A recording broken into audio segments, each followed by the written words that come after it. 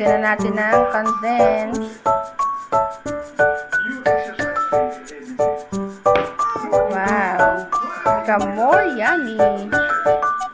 You know what? Avocado is yummy itself already. Kahit wala yung lagay na asukal at walang lagay na iba nilalagay ng mga condensed at asukal para walang sugar. Kaya sarap na talaga siya. Kahit walang lagay.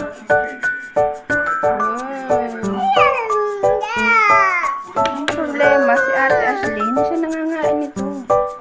Pero si baby naman, kain ng kanyang condensed.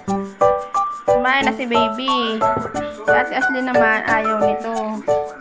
Hindi mami lamang ang ginaling.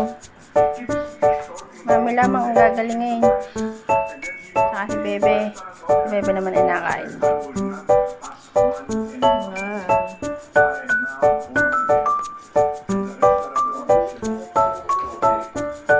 Okay, condense lang daw ang gusto